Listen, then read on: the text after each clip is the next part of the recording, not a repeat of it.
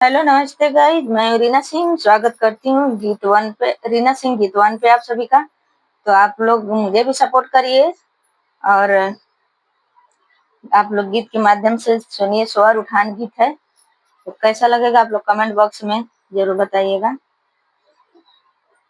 मन में श्रद्धा लागल बा पूरा दमस बालमा, मन में श्रद्धा लागल बा पूरा दबालमा, मन में श्रद्धा लागल बा हमके मैहर देवी घुमा दबालमा, हमके मैहर देवी घुमा दबालमा।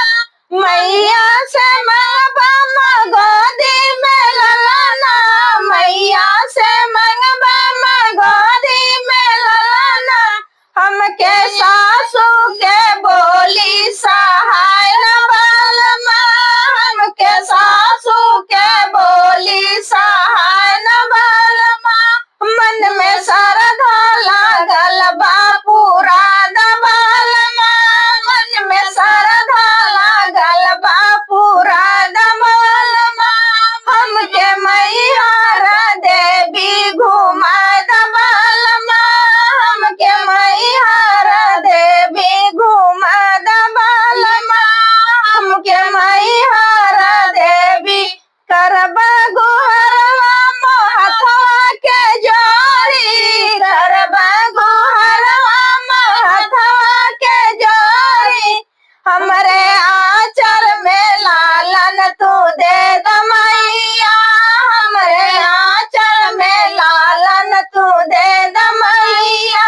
मन में श्रद्धा लागल बा घुमा दबालमा, मन में श्रद्धा लागल बा पूरा दबालमा, मन में श्रद्धा लागल बा पूरा दबालमा, मन में श्रद्धा लागल बा।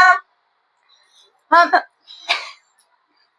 करबा गुहरवा महथवा के जोरी, करबा गुहरवा महथवा के जोरी, हमरे आंचल में लालन तू दे दमैया, हमरे आंचल में लालन।